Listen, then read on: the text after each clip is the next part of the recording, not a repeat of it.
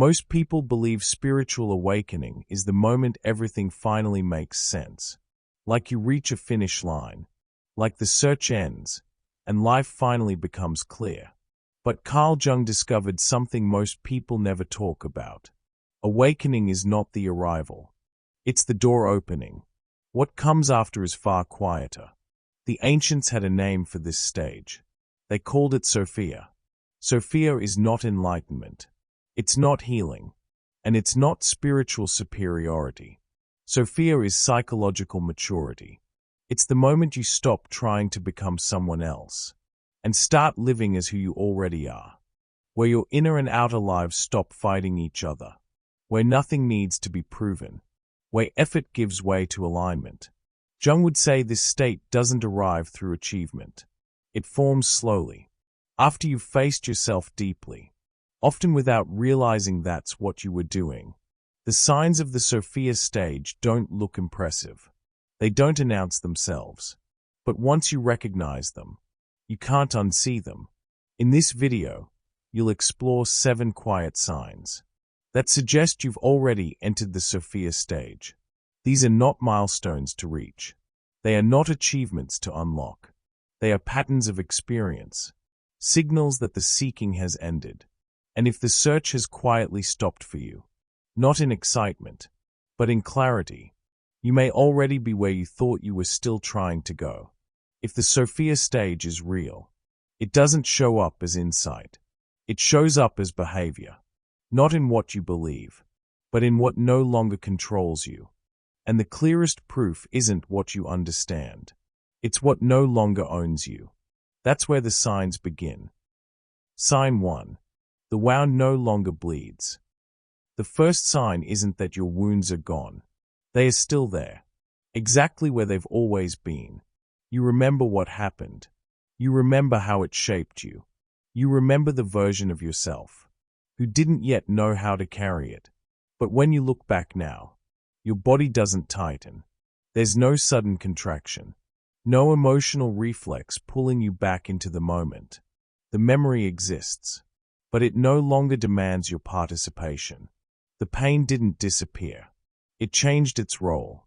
What once controlled your reactions now sits quietly in the background.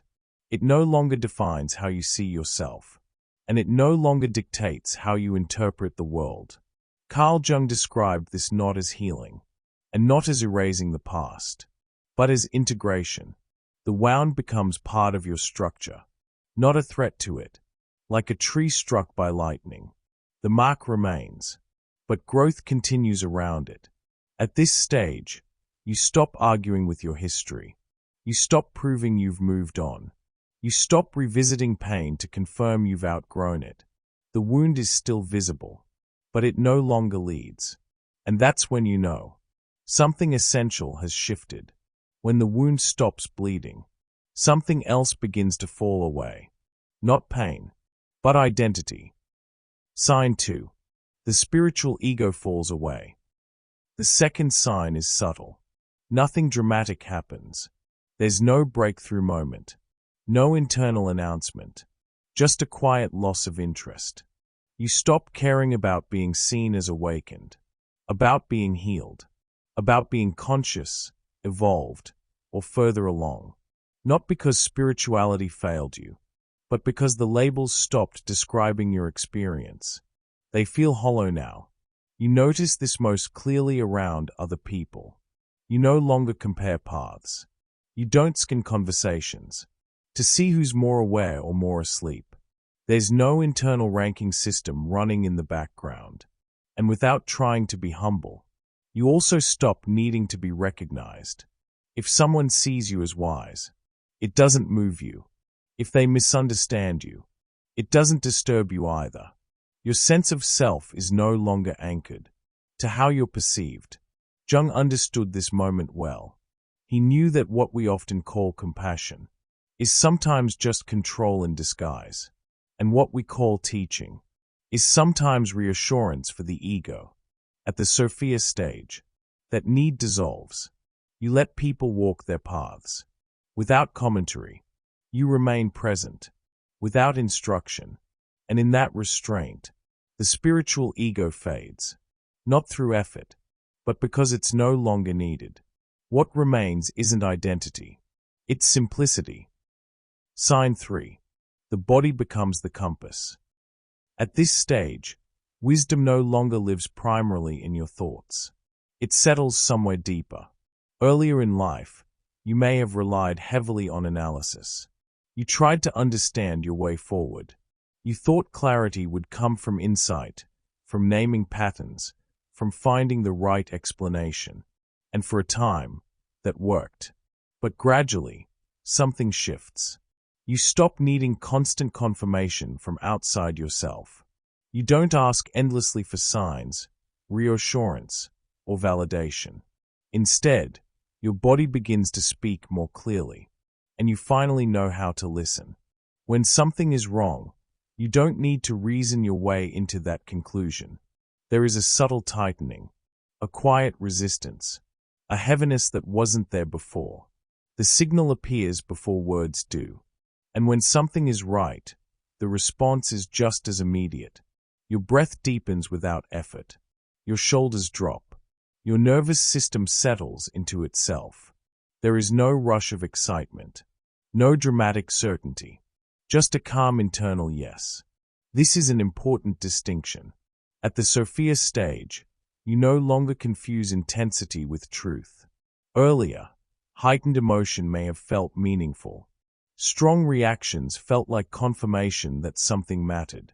High energy felt like alignment.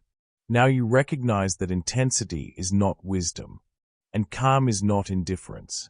You stop chasing elevated states because you no longer need to escape yourself. And you stop fearing low states because you understand they are not failures. Restlessness passes. Stillness passes. Energy comes and goes. None of it threatens your sense of balance anymore. You begin to understand something Jung emphasized repeatedly. The psyche speaks first through sensation, before thought, before interpretation, before narrative.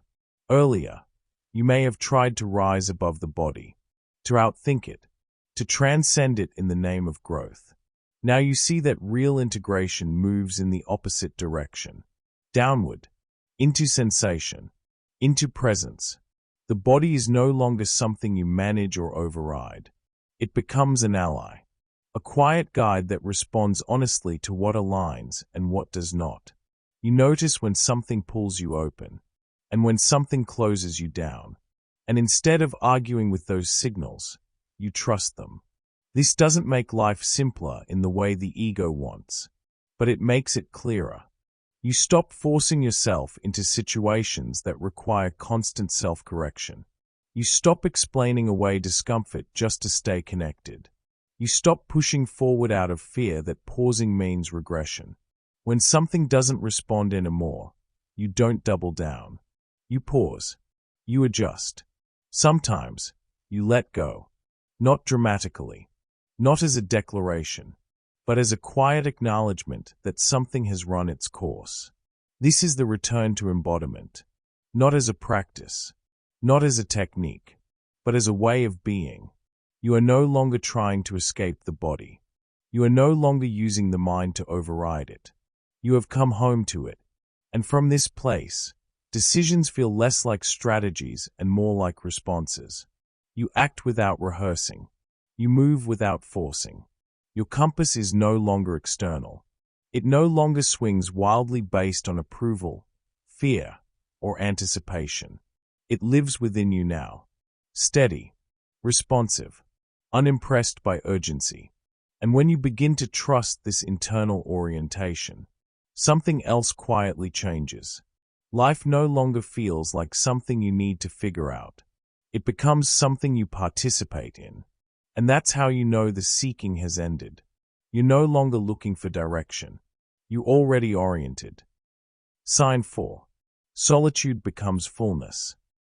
One of the clearest shifts at the Sophia stage is the way your relationship with solitude changes. From the outside, it can look like withdrawal, as if you've stepped back from life, as if something disappointed you. But that isn't what's happening. You're not avoiding people. You're not retreating out of fear or exhaustion. You're simply no longer fragmented when you're alone. Earlier in life, solitude may have felt uncomfortable. It amplified restlessness. It made certain questions louder. So you filled it. You stayed busy. You stayed connected. You stayed occupied enough to avoid sitting too closely with yourself, often without realizing that's what you were doing. At this stage, that impulse softens. Being alone no longer feels like something to endure. It doesn't feel like waiting for life to begin again. It feels like space. Space to move through your day, without adjusting yourself to anyone else's expectations. Space to exist without negotiating your inner state. There is a kind of quiet that doesn't ask anything from you. No performance. No response.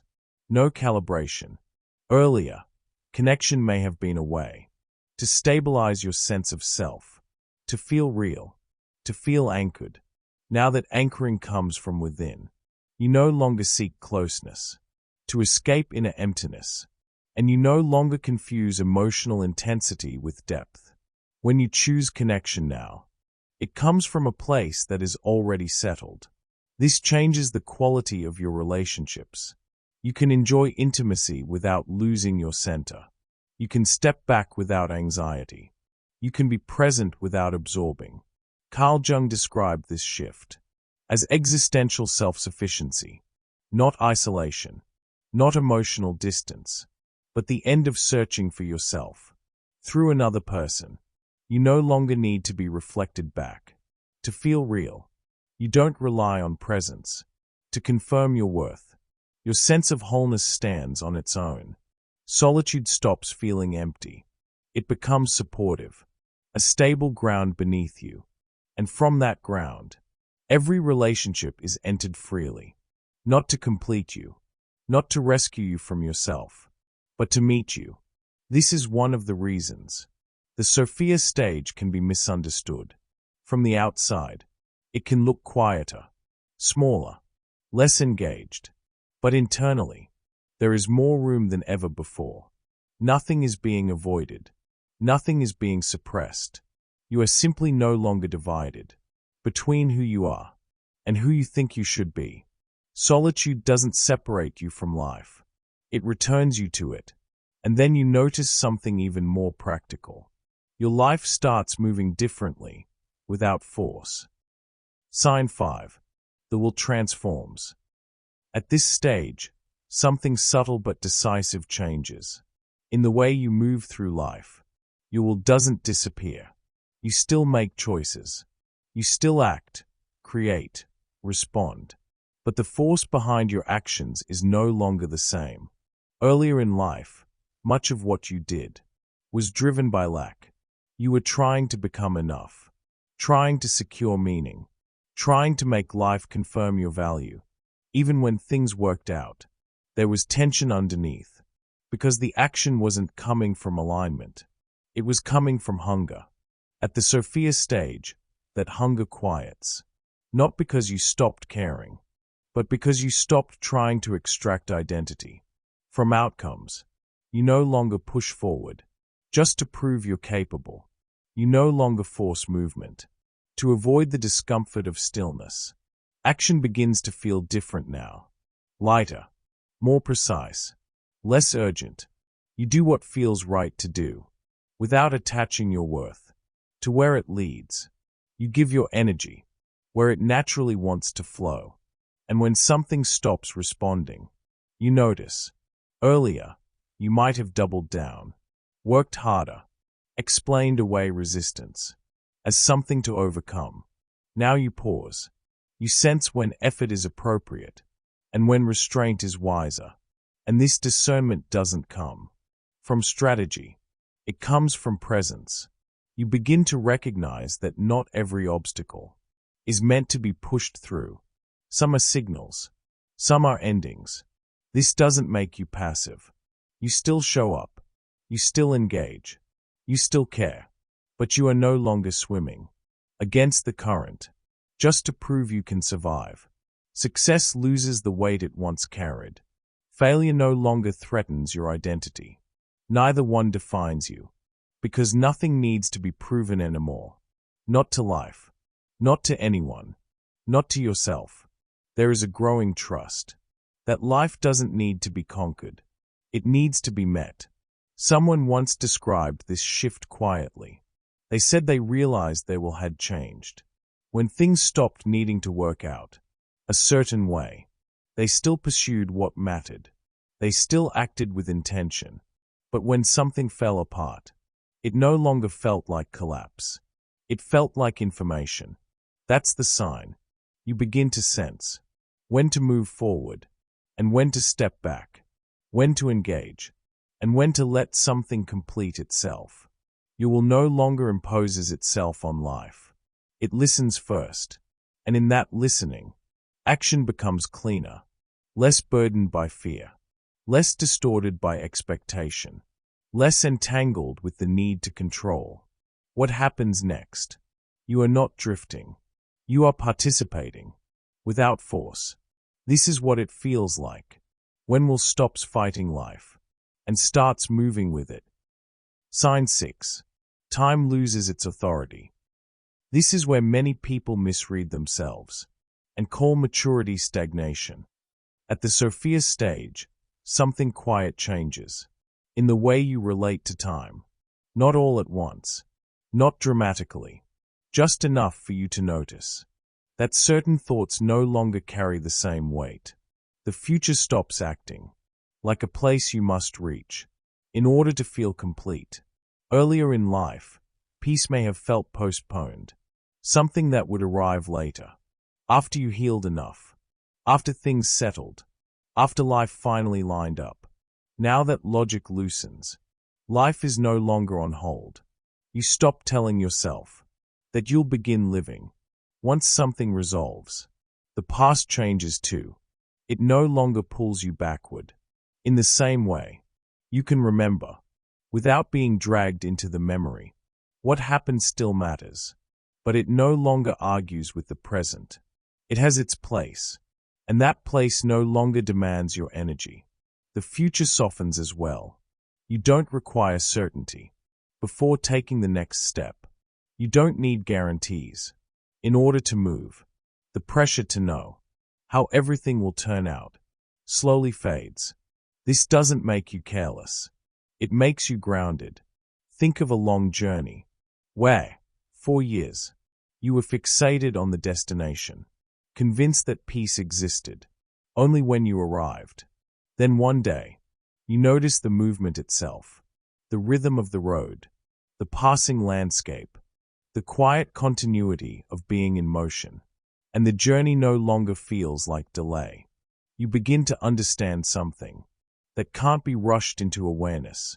Peace is not waiting at the end of a sequence of events. It doesn't arrive once you've earned it, through effort or endurance. Peace exists only where you are, and for the first time, you are actually here.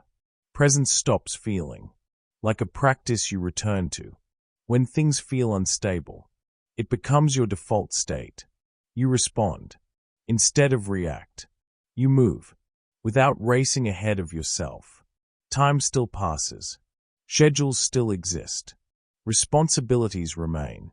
But time no longer commands you. There is a growing trust that whatever comes can be met from this place, not because you know what will happen, but because you know where you are, and where you are is enough. The path no longer leads to peace. It is peace, experienced one moment at a time. Sign 7. Compassion without the savior. At this stage, compassion changes its shape. You still feel deeply. You still notice suffering when it appears, but you no longer absorb it as something you are meant to carry. Earlier in life, compassion may have felt heavy. You felt responsible for easing pain, for offering answers, for stepping in before things fell apart. Helping came with urgency, and often with exhaustion. You believed love meant intervening, that care required action, that presence meant fixing. Now something subtle has shifted. You no longer rush to rescue. You don't move to correct. what isn't yours to correct. Not because you've become indifferent, but because you've become clear. You begin to notice that much of what once looked like compassion was also discomfort. Discomfort with witnessing pain. Discomfort with uncertainty. Discomfort with letting others struggle in ways you couldn't control. At the Sophia stage, that reflex softens. You realize that not all suffering is a mistake, and not all difficulty is something to be removed. Some experiences are formative. Some tensions are necessary. Some processes cannot be shortened without losing what they are meant to give. Jung understood this deeply. He believed that one of the greatest forms of disrespect is assuming you know what another soul needs. Earlier, you may have offered advice quickly, shared insight, pointed toward solutions. Now you listen longer.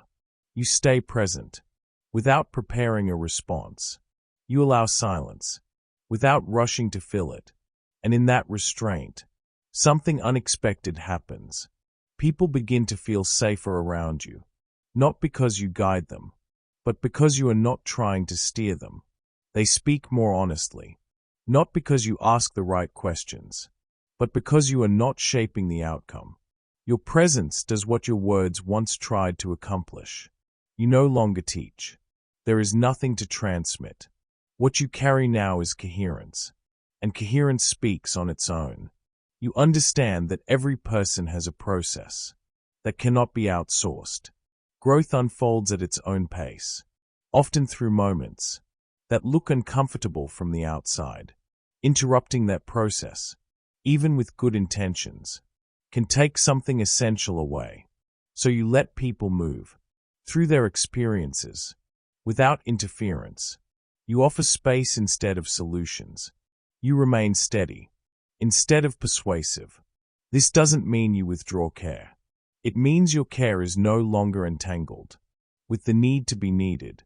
You are no longer saving anyone, and you are no longer abandoning them either. You trust the intelligence of life as it moves through each person, including you. Compassion, at this stage, is no longer an action. It is a stance, a quiet respect for the unfolding of things, exactly as they are. At this point, it's important to say something clearly. The Sophia stage is not something you reach. It is not a destination, and it is not a reward for having suffered enough or worked hard enough on yourself. Nothing about you became extraordinary. What changed was quieter than that. You stopped fighting yourself. You stopped correcting your nature into something more acceptable. You stopped arguing with your own timing. And in that stopping, something that was always present became visible again. Not a new identity, not a higher version of you, just what remained. Once the need to become fell away. This is why the Sophia stage is so often overlooked. There is no dramatic shift to point to, no peak experience to reference, no story that sounds impressive when told out loud. From the outside, life may look the same. You still have responsibilities. You still have uncertainty. You still move through the same world. But internally, something fundamental has settled. You are no longer living in anticipation of yourself. You are no longer postponing peace until something finally resolves. You are no longer measuring your worth through effort, intensity, or progress. This doesn't mean fear never appears. It doesn't mean doubt disappears forever. It means they no longer organize your life. They come, they pass, and you remain. This is why asking whether you've reached the Sophia stage isn't actually the right question. That question belongs to the part of the mind that is still measuring, still comparing, still trying to locate itself on a path. The quieter question is different. Are you willing to see yourself as you are, without needing to improve the image, without turning your life into a project, without searching for the next version of yourself to arrive? Just this moment, just you here, nothing missing, nothing delayed, nothing waiting to begin. If these words resonate, it doesn't mean you've achieved something. It means you allowed something to stop. And when the effort fell away, what remained was not emptiness. It was clarity. The wisdom was never absent. It was covered by striving, by seeking, by the belief that you had to become more in order to be at peace. When those layers softened, nothing dramatic appeared, only a quiet recognition. You were never behind. You were never incomplete. You were simply living inside the search. And when the search ended, life didn't expand outward. It settled inward. This is not the end of a journey. It is the moment. You stop leaving your life in order to find it. The seeking didn't end because you found the perfect answer. It ended because you stopped abandoning yourself. And for once, that is enough.